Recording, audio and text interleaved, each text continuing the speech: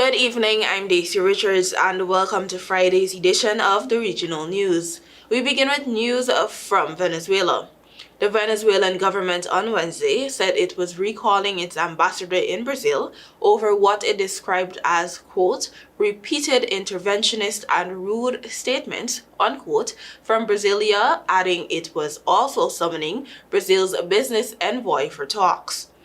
The head of Venezuela's parliament, Jorge Rodriguez, had earlier on Wednesday proposed that lawmakers vote on declaring Amorim a persona non grata after accusing him of behaving like an envoy for U.S. National Security Advisor Jake Sullivan.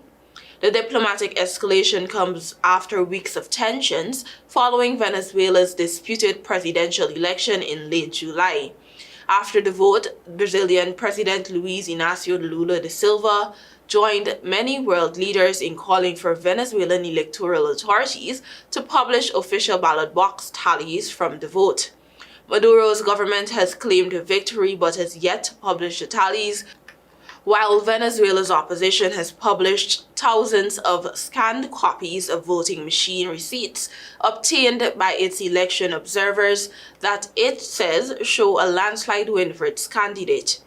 Relations soured after earlier this month when Brazil vetoed Venezuela's admission into the BRICS group of emerging economies, which Venezuela has branded as an, quote, inexplicable and immoral aggression, unquote.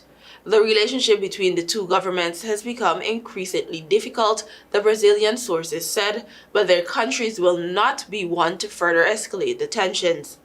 At least 600,000 Venezuelans have migrated to Brazil in recent years, according to Brazilian government data, while in 2022 bilateral trade amounted to some $1.3 billion in Brazilian exports and $400 million in shipments from Venezuela. While in Argentina, Argentina's President Javier Milei on Wednesday replaced Foreign Affairs Minister Diana Mondino after she voted in favor of lifting the U.S. embargo against Cuba at the United Nations. Milei, a libertarian who took office in late 2023, is unabashedly pro-United States and has taken a cooler stance toward leftist trade partners in the region and overseas, including by taking steps to distance Argentina from Cuba and Venezuela.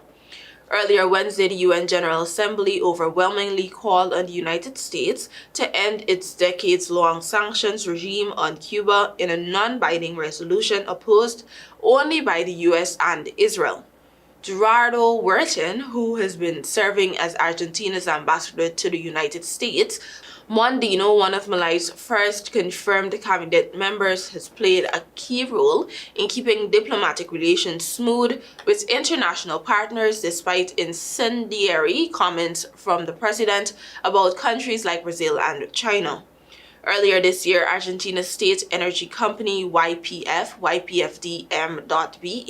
said it would not provide fuel to Cuban airline Cubana, prompting the state-run carrier to shut down a route run between Havana and Buenos Aires for nearly 4 decades. Cuba's foreign ministry at the time said Argentine officials cited the U.S. embargo in defending the move.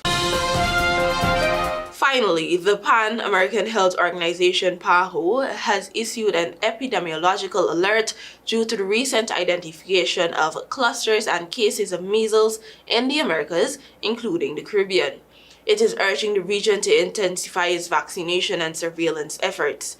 In the alert, PAHO said up to October 5 this year, more than 14,000 suspected cases of measles have been registered, with 376 confirmed in 8 countries of the Americas, mainly in the United States, 267 cases, Canada 82, and Argentina 11.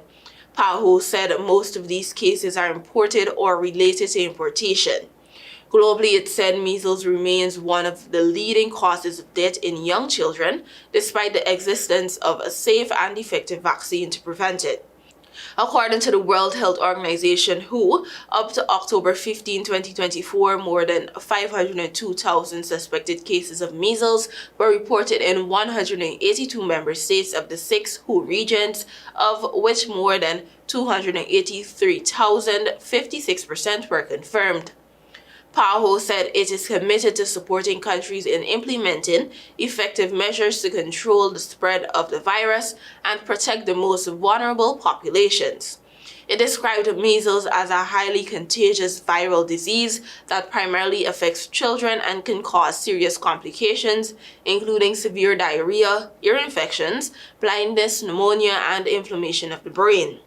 Some of these complications can be fatal, PAHO warned, adding that the most affected age group includes children aged 1 to 9 and young adults aged 20 to 29 years. PAHO warned in January and June about the decline in vaccination coverage against measles, rubella, and mumps. PAHO urged member states to implement active research strategies to detect cases as well as carry out complementary vaccination activities to close existing immunity gaps and strengthen communication with communities to promote vaccine acceptance. Additionally, PAHO urged countries to continue strengthening surveillance systems, rapid response to any imported cases of measles, and achieving adequate vaccination coverage. Thank you for watching and do have a great weekend. Until next time.